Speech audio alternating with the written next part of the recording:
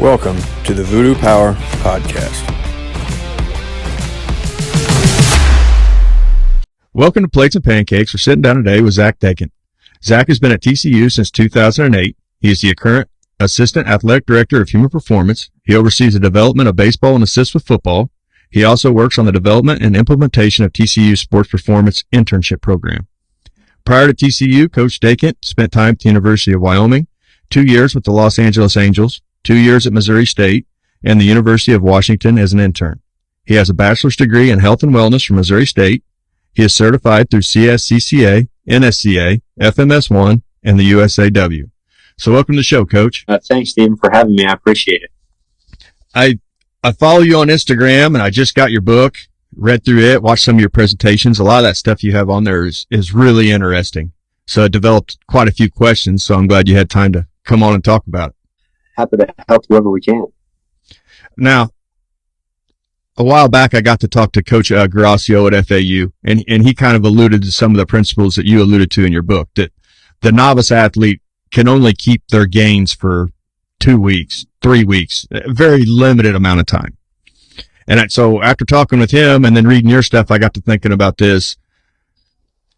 If a team is not going to implement weight training throughout the season, are we wasting kids' summers, having them be at weights all summer running, and then the second season stops, just cutting it? I mean, did we gain any ground?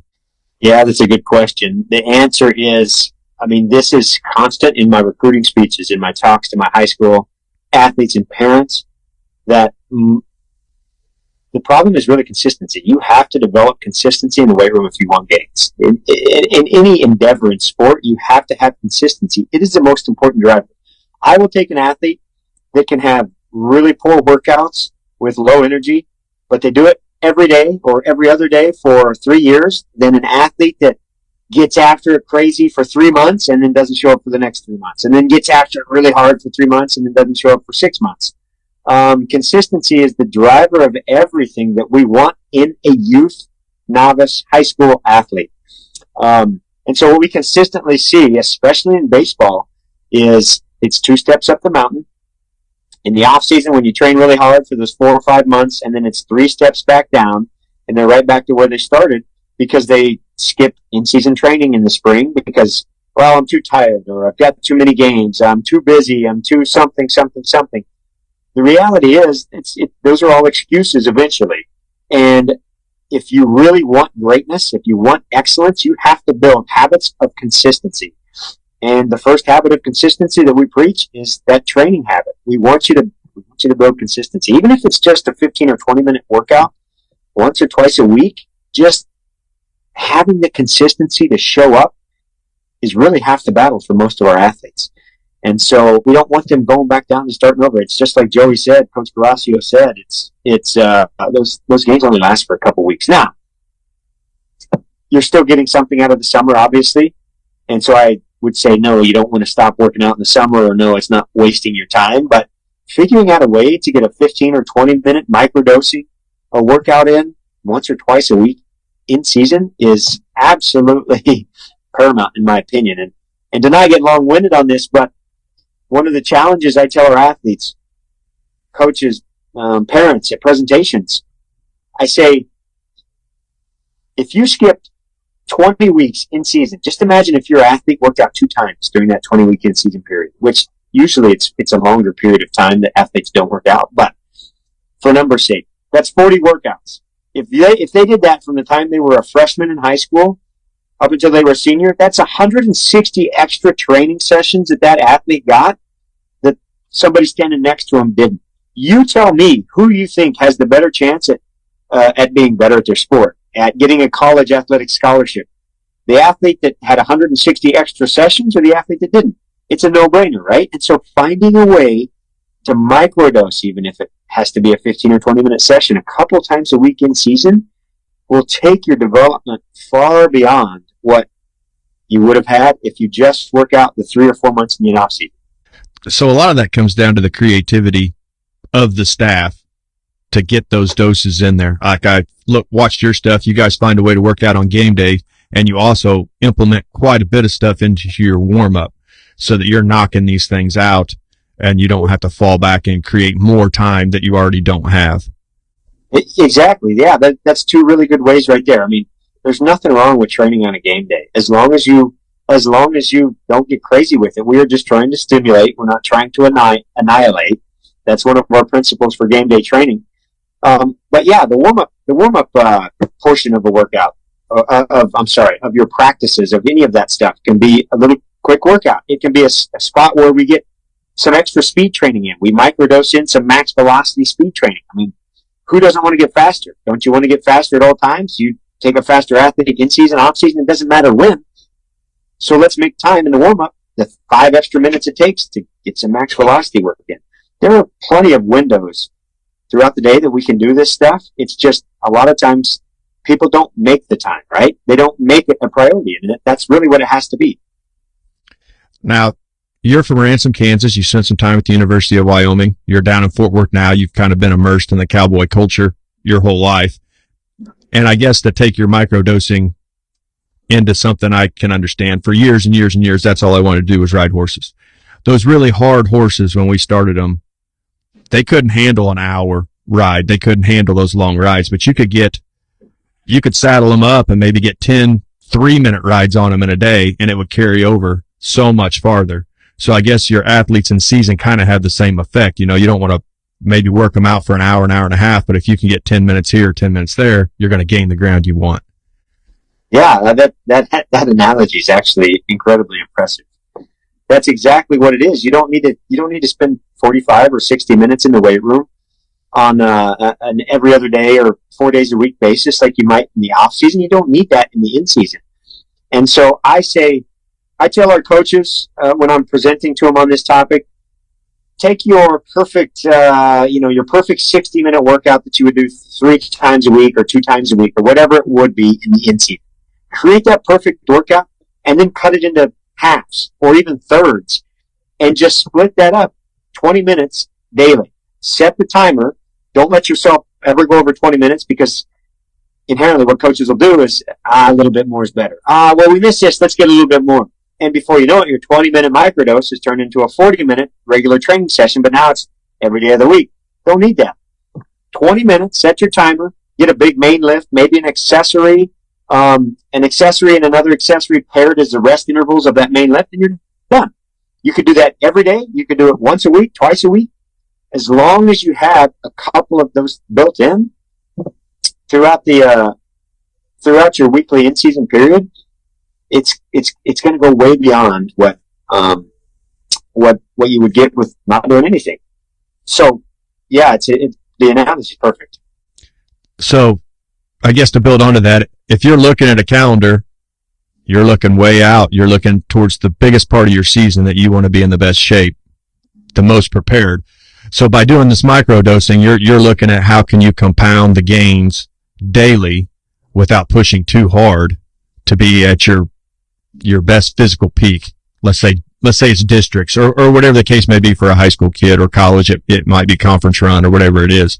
You're looking at how can I compound these small gains into something major. I mean, it's exactly that. You know, here's the question for the audience. Would you rather have $1 million today or a penny doubled every day for the next month?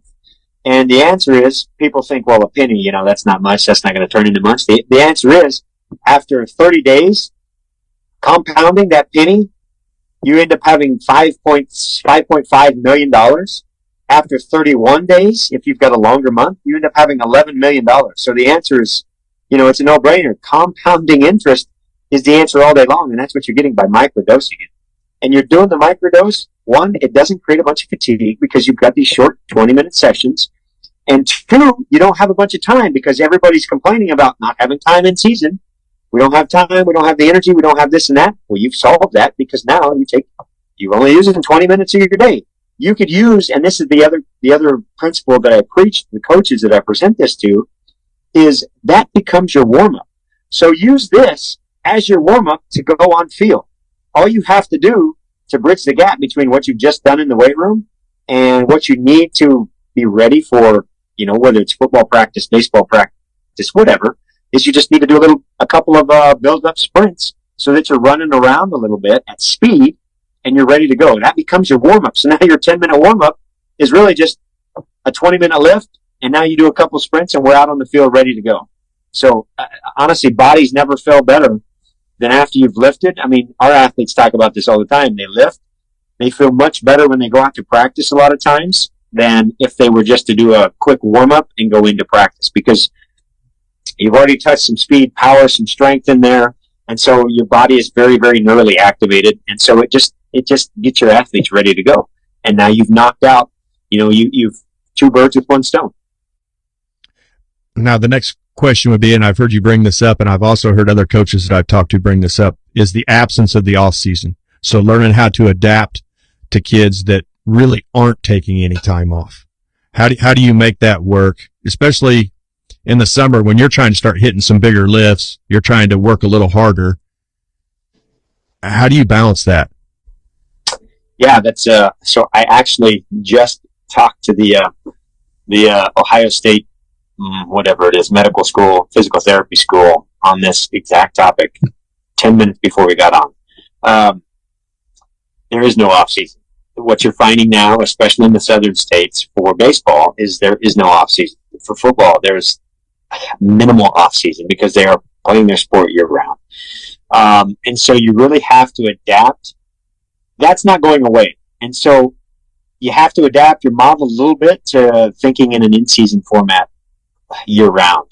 And it's not that you're thinking in an in-season format. It's just thinking in this is training. There is no big off season. There is no big in season. We're going to hit all the things that we need when we're playing a bunch of games and we're under a ton of stress because of competition. We're going to have to pull back on volume in some of these things, and maybe it becomes smaller as far as what we're doing. When we're not in that period of time, hey, maybe we can expand this just a little bit, and we can have a little bit more volume, maybe a little bit more intensity at these certain times, but the lifts truly are not that different. The biggest thing I think that goes into this isn't probably as easily done at the high school level, and really you probably don't need to do this at the high school level, but everything for us is built around readiness. So we have to auto-regulate the workout to how they feel, because they're only with us, let's say, for 4 hours a week, 5 hours a week, maybe they might be with you. And so the other 164 hours of the week, they're still facing stress. And stress affects everything that we do. It doesn't matter what it is, whether it's in the weight room, whether it's speed work, whether it's on the field in practice, games. How your body feels, how it's responding to stress is going to be affected by everything, or it's going to affect everything. And so we auto-regulate our workouts all the time, in season and off season, based on how they feel. So one of my questions when an athlete walks in the door, and this is an easy way for us to auto-regulate the workout, is how do you feel? You've got three answers: great, good, and dead, right? All across the spectrum. If you feel great, awesome. We can go at the workout as is. If you want to increase your intensity, like percentages a little bit, if you want to do a couple plus sets in volume, as in a couple extra sets, perfect, have at it, because you feel good. If you're good, you're in the middle of the spectrum, then I'm going to let you determine where you want to go in that. If you want to just do the workout as is, perfect, that's fine. If you want to do a little bit more, feel good as you get into the workout, awesome. If you don't, no worries. If you're dead, then it's going to be minimal volume and minimal intensity. For us, that's generally 2 sets on everything, and you're kind of out the door. We have adjustments for intensity, so I'll give you the example. This week, our guys use 77% for their base intensity. If you are a dead guy, the lower intensity is 15% off of that, so it would be at 62%. So you're going to do 2 sets at 62%, 2 sets on your accessories, and walk out the door. If you're really dead and you're even like a level below that, sometimes we can send you home and say, hey, go get sleep, hydrate, food, sleep, come back tomorrow, let's see how you feel, and then we'll make adjustments. It's always better, in my opinion, to have a plan B than an injury. So we have that auto-regulation built into every workout, whether it's the off-season or the in-season, and I say that because we don't truly have an off-season period. All right. Now that makes a lot of sense. So not every kid likes to work out. You know that, like I know that. How do you get around a few of maybe your lower numbers that just show up and be like, Coach, I'm dead. Well, this is the fourth workout in a row you've been dead. How do you work around that? Right. Yeah. So, it's really about building a relationship with the kids so that you know when they're being truthful, how they operate, how their mindset works. It's building a relationship and it's building trust between both parties. I don't do that initially, so I'm very hesitant to do that initially, but you also can tell how your athletes are feeling when they walk in the door. You can look at them in the eye. You can tell how they feel by their body language, by their eye contact, by their by how they're talking to you, by their actions in the warm up, especially. You can tell. And so, if the kid's BSing you a little bit or not, but really it comes down to building the trust relationship and being able to see how they actually feel, because you can in the end see that, and you'll know your guys that are that want to take that easy road.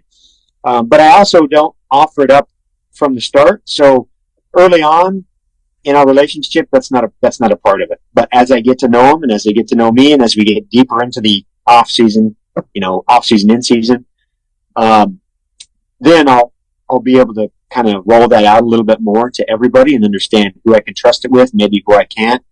And so, it's a fine line, right? Yeah, and then once the players figure out that trust level, I'm sure a lot of it takes care of itself.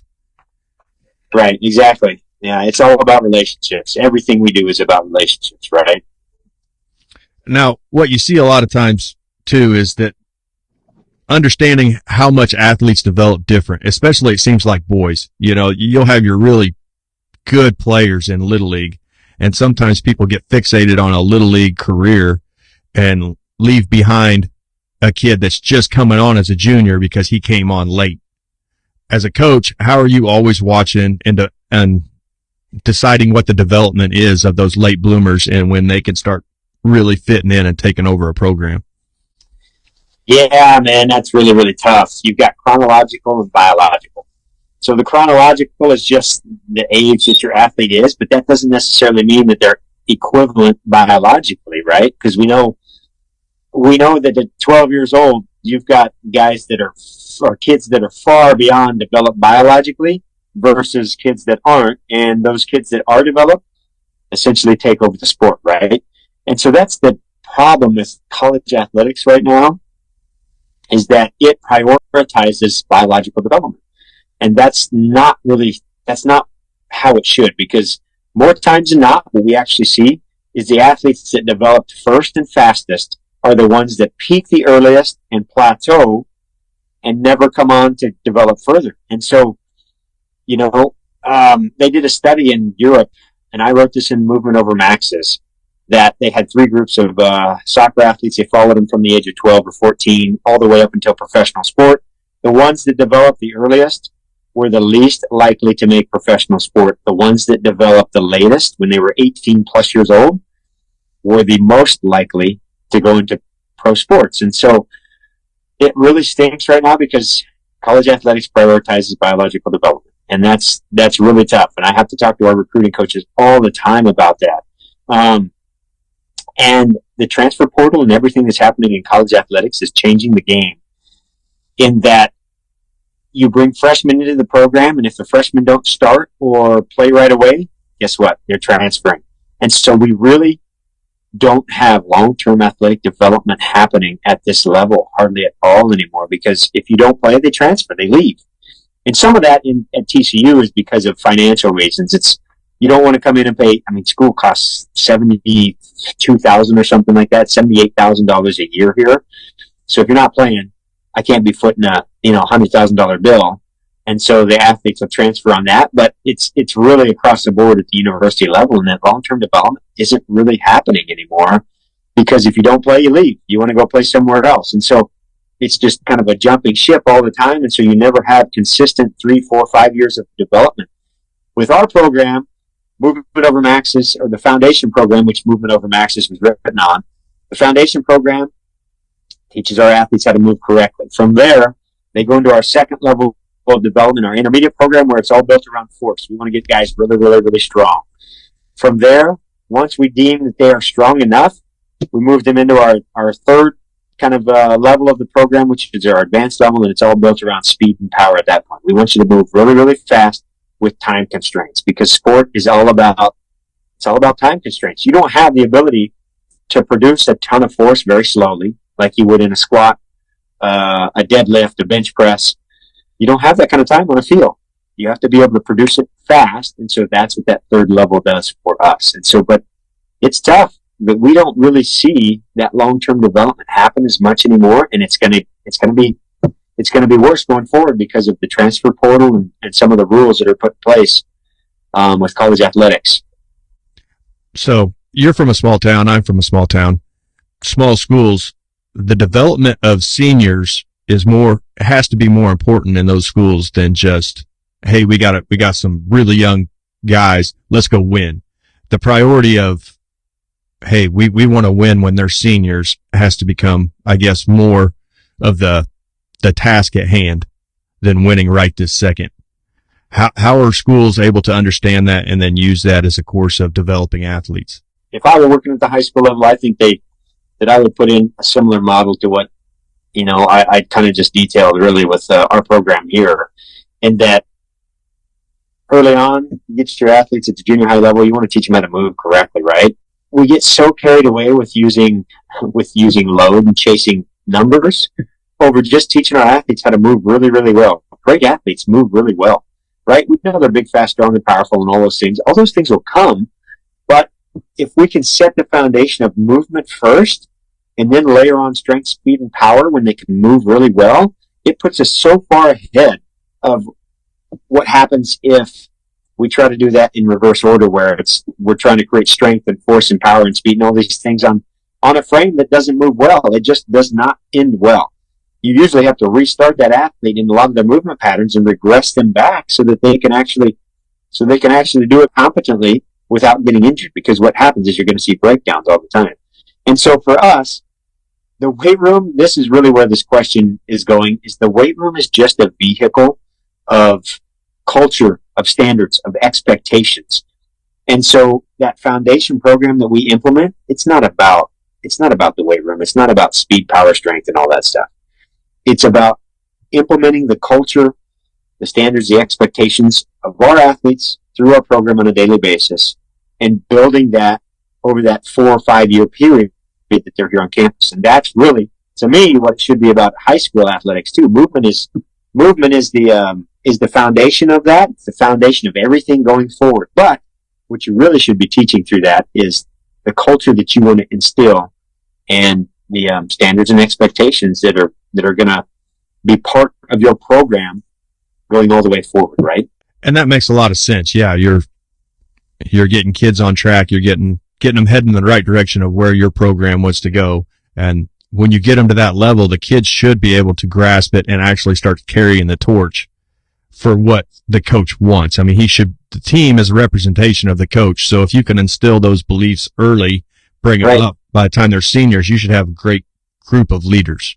Right. You want a player-led culture anyway, right? The coach is the manager of that culture. The coach is the manager, but ultimately you want a player-led culture. And we achieve that in our program because of that foundation program that they all go through. Well, it's like I said, it's preaching the weight room, but it's preaching all the other things. It's preaching the big rocks for us, which are nutrition, hydration, and sleep. It's preaching those things. It's preaching how you act. It's the small things always matter. It's all those little pieces that it's just the weight room is the vehicle. That's all it is. Right. And then when they get up into that, their sophomore, juniors, and senior years, they are the leaders, the purveyors of that culture for everybody else that comes in. So it needs to be a player-led culture, a culture that the coach oversees. Now, going back to Movement Over Maxes, I had time to sit down and read that last week, and what an incredible book. I mean, you really set some good foundations for coaches to implement. But in reading that, you spent a lot of time developing, like, obviously the posterior chain in athletics is huge, but instead of just loading the squat up or loading the deadlift up, looks to me like you spent a lot more time in your RDLs, Bulgarian squats, reverse hypers, building the chain through accessories so that when the weight comes on, the movement is way easier to coach and teach. Would that be correct? Yeah, you're right. Anything on the posterior, we talk about performance happens on the posterior side, right? Pretty is on the front, your chest and biceps and abs, all that. the things athletes want, those are pretty. If you want performance, it's all in the backside. Yes, we believe in RDLs heavily. I think the RDL is one of the most important movements that we do in the weight room because, one, it's working head to toe on the posterior side, but two, it's teaching our athletes how to hip hinge. And the hinge is incredibly important in every sport. It doesn't matter what you're doing, especially when it comes to protecting backs, because coaches that load up lifts, squat, deadlift, you name it, if you don't know how to hinge correctly and you don't know how to stabilize your spine and move through your hips, you are asking for a back injury. You're asking for a disc injury. And so I was an athlete that had disc injury problems, that has had back problems for many, many years from powerlifting and doing some stupid stuff as a young athlete that I shouldn't have been doing.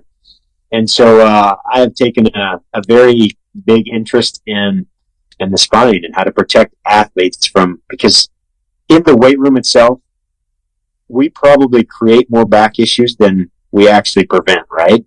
And so you can eliminate that by teaching your athletes how to move correctly without a ton of load first. And the RDL is that for us because we want to teach the hinge. Everything we do in sport is hinge somehow. We don't move through our low back, right? We move through our hips. That's what the RDL preaches and teaches. And so we preach strength through length in the hamstrings, and the RDL gives us that. The RDL is so important to me. To build on that a little, I guess, every kid that comes into the weight room, when they first get here, they are all weak in the posterior chain. No hamstrings, sore. Their backs get sore easy.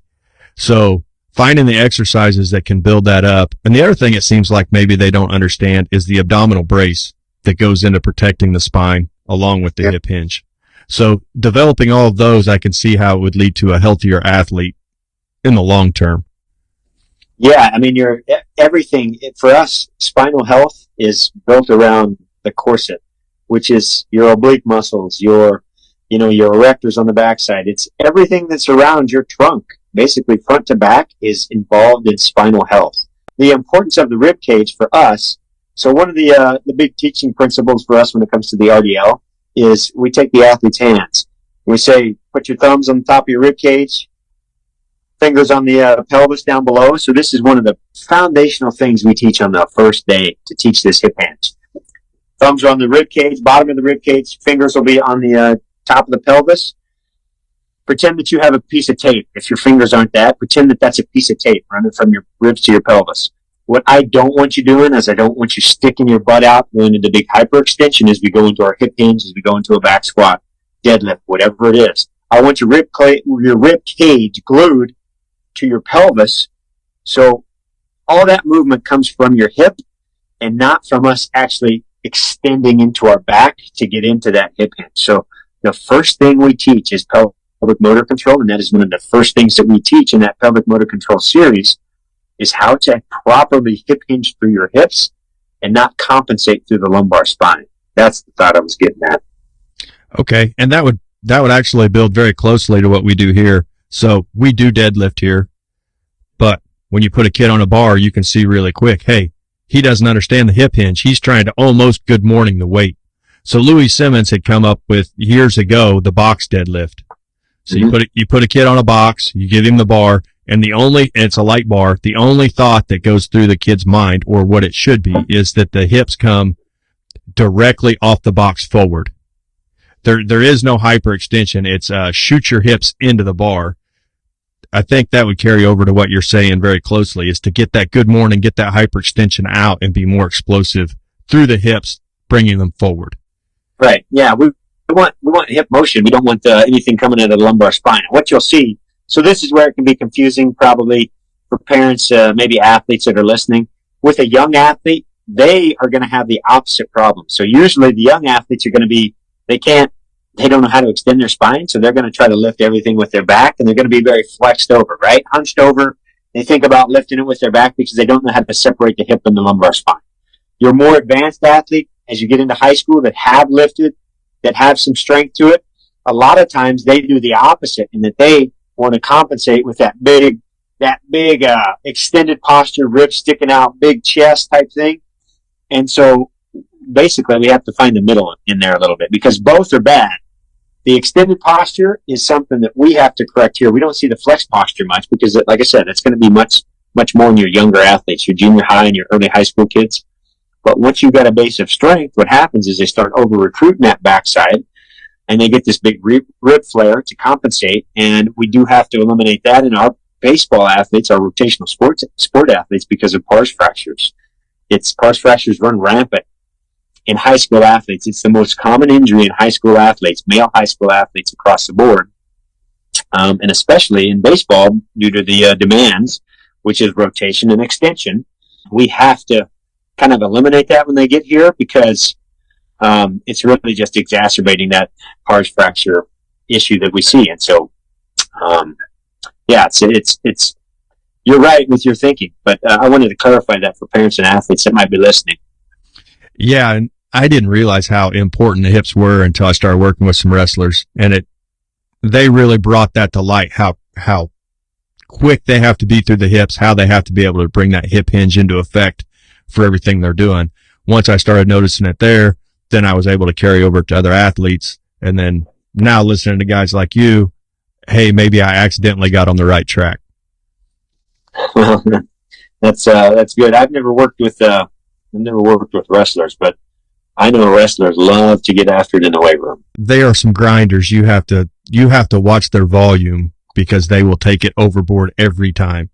I was going to say they've got to be let's monitor your readiness for the weight room athlete, because you're right, they'll go way overboard, I'm sure. Now, talking about volume, you run a sprint-based program. You help with football. There was plenty of talk about the TCU football and the sprint-based work you guys did. I've watched a lot of your stuff on sprinting. People don't take into account all of the volume that is acquired in sprinting, and then you multiply that times the weight room. You have over-conditioned athletes really quickly. How are you managing the volume to make sure, like you said, you have a player that's ready as opposed to overworked? Yeah, so with our sprint maximal velocity and or acceleration work, it's really minimal. It's minimal volume. It's minimal effective dose, I guess. We run maximal outputs in top speed work once a week. So our principles, let me just start it off with this. Our principles for speed work are fast, fresh, and frequent. Fast, we want our athletes running as fast as they possibly can every time that they sprint. We organize our training sessions so that they're going to be fresh, because speed work is very central nervous system demanding. It's very intensive on the body, and so we want our athletes to be fresh so that they can be fast. If they are fatigued, they can't be fast. And so when we say fast, we want them at 95 to 100% of their max velocity every time they sprint. And then the last principle there is frequent. The gains, I shouldn't say the gains, the adaptation that you get from speed work only lasts in the system. It sticks around for about 2 to 8, maybe 10 days. And so we want our athletes sprinting fast on a weekly basis. When your athletes don't sprint on a regular basis, you have breakdowns. That's where you get hamstring issues, right? And so back when I was coming up in sport, everybody would say, well, acceleration is all you need in sports. You don't need to train max velocities. You don't need to train max speed. It's just acceleration. And so then they would say you get hurt if you do a lot of max velocity work, right? You're going to hurt the hamstrings. That's too big of a risk. And so then you'd have your pro day or a 40 day or something, football one at time 40s. What would you have? You'd have 6 guys blow a hamstring because they weren't prepared for the demands that they were going to face. So that frequent, we train our athletes with max speed, max velocity every single week of the entire off season, and we touch it in the in season as well. But it's with minimal volumes. So we only do 2 to 4 reps on our speed work when it's max outputs. What I tell our athletes is your first rep is going to be at 90 to 95%. This is where the readiness comes in. All right, first rep is going to be 90 to 95%. Once you're real relaxed, I want you a half step to 1 step under max velocity. Your next rep can be max if you want it. You can let it rip. Or if you didn't feel good on that 90 to 95%, I want you to stay there. And let's continue on with the next 1 or 2 reps. And that'll be it for the day. I will rather have a plan B in place than an injury any day of the week. And so if a guy doesn't feel good, they don't feel like the hamstrings don't feel good on a day that we're running full speed, I'm not going to say, no, chase max V and end up getting hurt. We'll say stay at 90%. We can get a little bit of work out of it. We're still touching close to max V. And, we'll live to see another day. So it's minimal volumes. I don't do any more than 4 reps of those. So those fly sprints are generally going to be a 30-yard buildup with a 10-yard fly zone that's maximal. No more than 4 reps ever. Generally 2 to 4 reps. The athletes have the choice of how many they run. So we're going to attack minimal dosages on that. The same thing goes in the weight room. I am much more in my older years, much more a minimal volume guy than a big volume guy, because our athletes are essentially in season all the time. And so here's one of the things that I tell interns when we're teaching our interns how to write programs. Write your perfect program. All right. Now take 80% of that, cut 20% out, bring me your program. I don't need to look at it. I tell them, now go cut another 20% out. Right? Now they're working with 60% of what they started with. That's the volume I want you to start with. That's what I want you to start with, is your base program. Because these athletes are getting so much more than you realize. And here's an example. With our GPS, we've seen outfielders in a 3-day span of practices, run over 24 miles. Just in practice. That's an outfielder on a baseball field who stands around all day. Right? Nobody would ever think that. They have just ran or covered a marathon in 3 days of practices. So for us to think that the weight room is the most important thing and we need to have lots of volume, intensity, all this stuff, that's a lot of BS a lot of times, because your athletes are doing a whole lot of stuff outside of what you know about that you haven't been able to account for. And so we would rather, the phrase comes from Tony Holler, don't burn the steak. Once you burn the steak, you're screwed. And so don't burn the steak. I would rather do less all day long than more. And I know that's a long-winded answer for that, but you're always looking for optimal, and you don't want to pass optimal. I would rather undertrain a guy any day of the week than overtrain a guy, because once you overtrain a guy, you have nowhere to go. And so the saying that we tell our coaches, we would rather be 100% healthy and 90% prepared than 90% healthy but 100% prepared. But we lost 3 guys because we decided to really, really push it and see how much we could do. The 3 guys might have been the 3 most important players on your team. And guess what? That's the difference on a football program. That's the difference in a 5-7 year or a 10-2 year. Right? And so you'll always have time to continue to prepare throughout the season, but getting to the starting line for me with 100% of your guys is the most important thing. I'll take this a little bit different direction because I wanted to talk about it and I want to make sure I get it in. At that young age, at that freshman high school through senior high school and probably your first couple of years of college, you have the greatest hormonal change in males that's ever going to happen in their life, that you actually, as a strength coach, get the benefit from. I mean, natural testosterone production is through the roof. They're growing like crazy. The natural gains are there. How do you optimize that? How do you take advantage of what God is putting in the male body to help them succeed at sport? I don't know that I necessarily do anything different probably during that time period, except for educate parents and athletes on the need that why it's so important during that time period to be taking advantage of what Mother Nature is doing for you. Right? You're going to get 3%, the studies say you're going to get 3% faster from the time you're 14 until you're 18, I think, regardless of whether you train. So regardless of what we do, you're getting faster. So imagine the effects, how they're amplified if you actually did training, right? And so it's probably more educating the athletes on the importance of it than it is me like changing the training protocol or anything like that. Like I said, with our movement program, it's going to be more volume-based, less intensity. It's going to be much more volume-based. Really, it's frequency-based. And so we see guys, this is what's really crazy is with that foundation program, we will go over RPEs of 7. So 1 to 10, 10 being a max output, 5 kind of being a warm-up set. 7's kind of really in the middle, just kind of some middle ground in there. I don't have our athletes go over 7 on the RPE, and we will see massive gains. We'll have athletes. The most I've seen in a 4-week time span was a 27-pound weight gain. I saw a 24-pound weight gain in a 4-week time span. We've got a couple freshman athletes, 3 guys right now that came, started in July with us. This is April.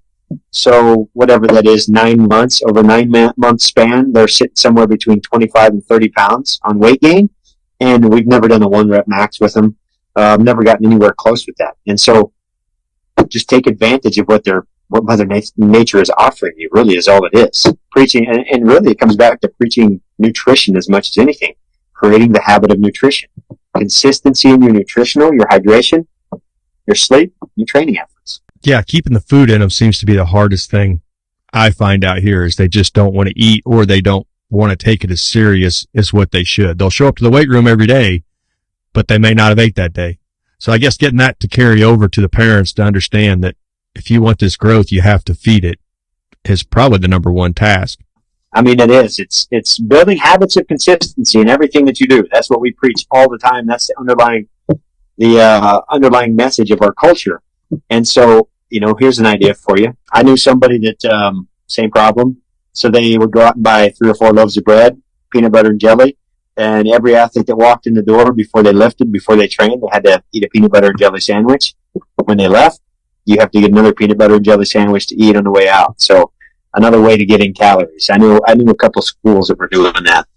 But yeah, nutrition is incredibly difficult, and it's really just, with young athletes, sometimes the metabolism is running so high, and there's probably not a lot that you can do, but just trying to build those habits for the future is I think important. All right. Now I know I got a little bit off in the weeds on that one. We'll bring it back around. In the weight room, submaximal weights, like you just said, will give you incredibly huge gains. But on the track, when you're building that speed, submaximal sprints really aren't having much carryover for you. Do you find that? Yeah, we want to build it with maximal outputs, like I talked about earlier. So we had a Zoom with Brian Heiderscheit from the University of Wisconsin last year. He is the lead researcher for hamstring injuries in the NFL. He's got a wealth of knowledge as far as just training, sprinting, all these things relating back to hamstring injuries. And one of the things that he told me that stuck with me was the difference in sprinting and I don't remember what percentage it was, the difference in sprinting at 85 and 95% or 90 and 98%, something like that, is exponentially different on the body. You don't see hamstring injuries happen at 80, 85, 90%. You see hamstrings happen at 100% when they're sprinting, right? So there is an exponential difference in submaximal and maximal speeds. We see that. We believe that. That's why we want to hit maximal speeds frequently so that we never have that issue of, I'm not prepared for the demands I'm going to face. That's ultimately what we have to do with all our athletes. We want to prepare them for the demands. If you aren't sprinting maximally and then go out and sprint maximally, guess what? You're going to get hurt because you're not prepared. And so that is a key principle for us, is to prepare our athletes for those demands. And those demands are 100% sprints on the field. Our athletes sprint max speed on the field. So guess what? We're going to sprint max speed in training so that we are prepared when we have to do that. So yes, I don't believe there's a time and a place for submaximal sprinting with mechanics, mechanical changes with, energy system development with some of those things. I am not trying to develop speed necessarily at submaximal intensities. Now, talking about working on form at submaximal, the one thing I read in your book, you quoted Charlie Francis. Everybody talks about mechanics, but the quickest way to help a kid's mechanics is through his arms. Do you find that getting their arms right will actually help improve the mechanics overall? We're big on just teaching athletes how to drive the arms correctly, because you see a lot of breakdowns there. And whether right or wrong, I still believe in driving the arms, teaching our athletes how to drive the arms correctly with big angles and acceleration, thinking about throwing the elbow back or throwing the hand back so that we create big angles away from the body. That's what we're always preaching. I want big angles. I want to see big spaces between your body and your arms as they move. And so I find that cueing that through our technical model, which is our A-series stuff with some of our dribbles and things like that, cueing the arms really cleans up the legs, and they don't have to think about it. Because the more cues you give, the more stuff you're throwing at an athlete, the more confused they get, and the more, it jumbles their brain. And so if we just talk about the arms and how we want the arms, all I want you to focus on is driving your arms back hard. Drive that arm back hard. Equal and opposite, that front knee, that front leg is going to drive forward hard. So when we correct the arms, we're helping correct the lower body without having them think a ton about it. Okay, and then to build on to explosive athletes, your plyometric program, how important are the jumps, bounds, box jumps, depth jumps? How important is that in developing the explosive athlete? I think that's one of the most underutilized aspects of sport performance. I want to train my athletes to be track and field athletes, if you want the truth. And jumps are a huge part of track and field preparation. Jumps are a huge part of power for us. And so even though you don't jump on a baseball field, it is still a valuable training modality to create force with conditions of speed. Because like we talked about earlier, you don't have all the time in the world on the field to apply force. You've got a time constraint. And so jumping does that for us. And we throw a ton of variety of jumps. Your listeners can go check out my Instagram and see all the patterns and positions that we put the athletes into as far as jumping is concerned. But we believe in it. Our program is built around speed first, power second, and strength third. We know strength is the foundation to a lot of those qualities as a young athlete, of course, but speed and power are the more important qualities for me to develop in an athlete. Going into plyos a little bit, I got the opportunity to talk to Matt Winning the other day, and he works with a lot of firefighters, tactical units. He kind of brought up this. So if you have a kid step off of a 12-inch box for a depth jump, at the bottom of that depth jump, he is going to acquire at least twice his body weight. So a 180-pound kid, he's acquiring 360 pounds of force in the bottom. You put 360 pounds on a squat bar, he may or not be able to do that. But kids can, through plyometrics and sprinting, raise their overall maximum strength. Yeah, it's true. It's absolutely true. With top end speed work, you see the force into the ground at ground contact, at foot contact. You see upwards of 5 times their body weight into the ground, and that has to happen with a high school athlete in it's somewhere in the range of 0.12 to 0.15 seconds. In elite Olympic athletes, it's happening in 0.08 to 0.11 seconds. So they're applying 5 times their body weight in force in a tenth of a second. And so sprinting, what I was getting at, max velocity sprinting isn't just it's speed, but it's also incredibly forceful. And so jumping is the same way. You can apply huge forces without putting an athlete under a bar, but it's also huge forces with the time constraint involved. So yes, I think it's an underutilized aspect. It doesn't always have to be depth jumps and high intensity things like that. There's a ton of jumping that we do to create a lot of movement variability and put guys in different positions and make them, in a way, we call it athletic jumping in a way. But there's a ton of stuff that you can do. It's just, I think it needs to be in everybody's program. Like you were talking about strength being the foundation, if you include all the things you do in the weight room, now your body is prepared to handle those forces. So they kind of almost have to work together, or you're putting a lot of forces on players that really their muscles haven't adapted to those forces. Right. The strength and the weight room is really the resiliency and robustness is what you're building. There's actually a few studies out there that relate strength back to injury prevention, right? To soft tissue injury prevention. So that's what we considered is robustness and resiliency is in the weight room, and then we are preparing our athletes for the field by what we do on the field, which is our speed and jumps. We'll move into some baseball specific questions. I know your time's fairly limited, so I want to try to get into some specifics. But the the one question that's always asked in baseball players, developing, maintaining, and rehabilitating an arm, whether it be an outfielder who's making huge throws, a pitcher who's throwing all they have every day. How do you help that arm stay healthy? It's a long answer, but the best answer is that it's all facets. It's all facets of your program. So the big rocks we talked about: nutrition, hydration, sleep. How much stress you face on a daily occurrence. Your training in season. It's your throwing program. It's your workloads. It's all of those pieces. Too many people think that it's a sheet of paper of rotator cuff exercises. That's not what arm health is created around. It is much more about everything else that happens in the holistic vision of your training program, throwing program, your lifestyle, all those pieces fitting together. And so one of the biggest things that we see at the high school level, the youth level, is that throwing program workloads are very poor.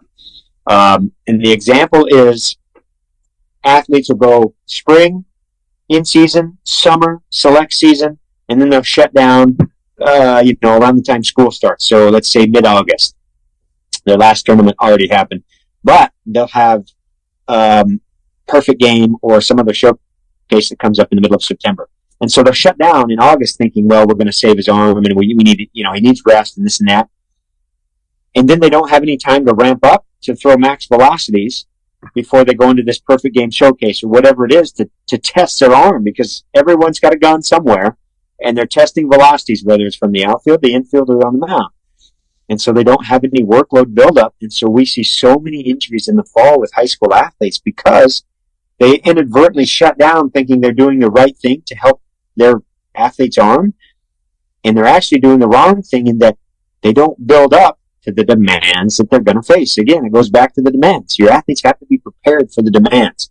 And if they haven't thrown with velocity and are not prepared to go out and pitch because they haven't been on the mound in 3 or 4 weeks, or you've only done 1 week of preparation to get to that point, you are asking for trouble. So we see it all the time in the fall because the athletes are not prepared. They've been shut down and they're not ready for those workloads. That's the reason why the preseason, spring training, whatever it is in your sport, that's why all those injuries occur in the first 4 weeks. Sport is littered with injuries in the first 4 weeks, and then what happens? They decrease, and you really don't see many injuries down the road, right? You see a few, crazy things down the road, yes, but you don't see the injuries that you see in preseason. Why? Because the athletes come in, they're not ready for what the coaches put them through. And so it's the shiny new toy effect is what I call it in presentations. I present on this a lot. The shiny new toy. The first couple days of practices are the hardest, heaviest, longest days because coaches think they have to get everything done in those first couple of days, right? And so we put GPS on our athletes and we see the first 3 days of practices across the board every year are the hardest, longest, most demanding practices. What's that going to do to your athletes? That would be like somebody wanting to run a marathon and starting the first day of their training with a half marathon or a 3/4 marathon. Well, I'm going to go run a marathon in 6 months. So my training tomorrow is going to be running a marathon. That's not what happens. You start with a mile, 2 miles, 3. That's what should happen in practices, but that's not what happens. And so that's why you get these massive breakdowns 3 weeks into your preseason because you could not handle the volumes and intensities that your coaches threw at you. So the same thing happens with throwing programs. You have to be ready for it. If you're not ready for it, you're going to break. That's a very good answer that I don't think people look into near enough, but it's so much common sense involved in that. You think that would be the first place we would look. And parents think they're saving arms because they've shut them down for 6 weeks and then they're going to use a week ramp up to get back on the mound. Well, the week ramp up is not what it is. That's not good. That's not healthy, and that's not safe. And so we say you need a 1 to 2 week ramp up for every week that you take off for high school athletes. So if you decided to shut down for 6 weeks and you're going to go into a season somewhere, you need a 6 week ramp up to get back into it so that you are prepared for what you're going to do. And that just doesn't happen. With baseball, you see it a lot. You have hitting coaches, pitching coaches, all of those things. How do you bridge the gap as a parent between strength training and specific work to keep that balance in there? Because you can only pitch so fast until you get stronger. So right. How do parents need to look at that to maybe help them understand the importance of getting their kid in the weight room? Well, the majority of it, and this is the answer for the majority of cases, is your athlete would be better on the mound, in the box, doesn't matter, on the baseball field, by developing physically versus their skill. Now, skill is still incredibly, it's the most important thing, their skill. But so many athletes are held back because they don't have the physical development behind it. And so you see athletes going to showcases in these college, camps and recruiting events and all this stuff that are throwing 78 or 81 mile an hour. And I hate to tell them this, but those are nothing more than money-making events for the people putting them on. And your athlete throwing 78 mile an hour isn't going to get Division I offers because they're throwing 78 mile an hour. And so the difference in your athlete throwing 78 and 90 is physical development. It's probably not going to happen on the baseball field, right? It's physical development, bigger, faster, stronger, and the ability to produce greater outputs. And so these high school athletes and parents chase all these recruiting events, but there's nothing to showcase. They have nothing to showcase. And so they would be far better time spent, money spent, all these things if they would give their athlete the opportunity to develop physically so that they can produce those outputs they need to actually showcase something. Yeah, I could see that. We get to rush in these things, and then all of a sudden now we don't have time to be in the weight room, like you said, because there is no off season. We got to be at a game. We got to be here. We got to be there. But sometimes those kids that just work in the weight room, they end up outpacing the kid that had all of those lessons growing up just because they developed. There's nothing wrong with lessons and skill development and those things. It's just there has to be a balance, because the lessons will only take you so far a lot of times. If you don't have the actual, force, speed, all those things in your body, to swing a bat, to throw a ball faster, to do these things with greater outputs, then you're really just spinning your wheels. You can have the best swing in the world, but if you can't get it out of the infield, who cares? Nobody's recruiting you. They don't need that. They would rather take the guy that's a physical freak in the weight room and can drive the ball. Maybe he sucks at hitting, but he can drive at 500 when he catches one. They would rather work with that and try to develop that skill than, take somebody that the bat is a wet noodle when it's in their arms. All right. So I'll kind of wrap up with this question. I saved it for the end. A dream of mine would always be to write a book. I have no clue what I'd write a book about, but I like to read. I like books. I got your book. It's amazing. It applies to everything from high school to college. How humbling is that to have a book that comes out that gets such rave reviews, and all the people that contributed to it to talk about how wonderful the book is? How humbling is it to see what all these people are saying about something that you put your life into and have worked on? Yeah, I mean, it's incredibly humbling. It was a very difficult process, and here's my advice for you: is just start.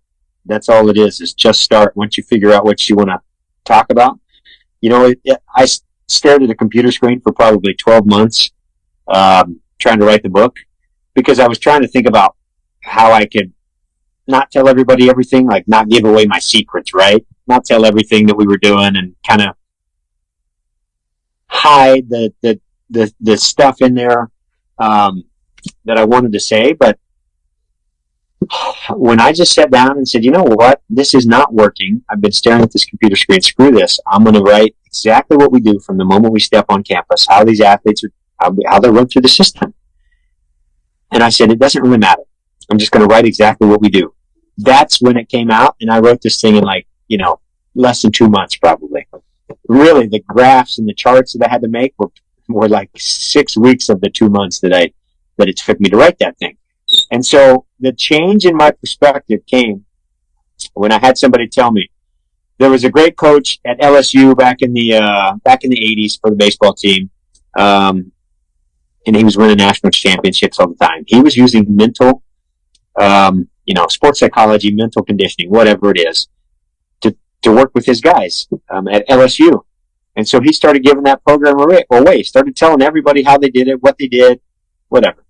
And somebody asked him in an interview, they said, Coach, you're giving these secrets away. People are going to start beating you at national championships. It's your own game because you're telling them what you're doing to win these things. And he said, It doesn't matter what I tell them. Everybody's going to do their program a different way than I implement. Everybody's going to do it their own way. It's never going to be the same as the way I do it. And it was that talk that made me realize I just need to tell everybody what we do. Just tell them what we do, the X's and the O's. Nobody will ever implement it the way that I do, and nobody does. I still get messages that are like, hey, should we front squat here and do this many reps in this program, moving over maxes? And I'm like, I gave you the program. Like, the worksheets are there. I give you the program. You don't. And so it made me realize nobody does the program like I do the program. They all have their individual spins and things like that on it. But it was just putting out what we did. That's all it was.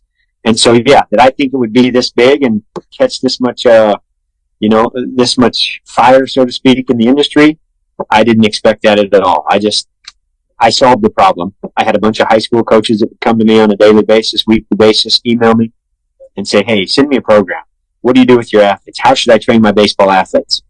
And so I said, here's how we train our incoming baseball athletes. We teach them how to move. And that's all I did to solve the problem. And it's been very humbling and it's been an awesome ride so far with it. Well, I know I really enjoyed it, looking through it, seeing what we implement, what we don't, what we could change. It breaks everything down to a very common sense level. You don't have to have a college education to figure out what you're trying to say. I think it's a great tool that coaches could invest in for a very minor amount of money that might totally change the way they view working with athletes. Yeah, ultimately I wrote it for parents and high school coaches that weren't strength and conditioning coaches. And so that's kind of the tone and the verbiage I tried to use. Was I tried to approach it from somebody that wasn't a strength coach, because that's who was approaching me saying, hey, what should I do with my high school kid? And so it's for parents and high school baseball coaches. It's, strength coaches are going to find it incredibly easy. Well, Coach, I appreciate all the time you give me today. I know how busy you are giving presentations, working with athletes, everything it is you do. So this was incredible. I hope people get a lot out of it and continue success at TCU.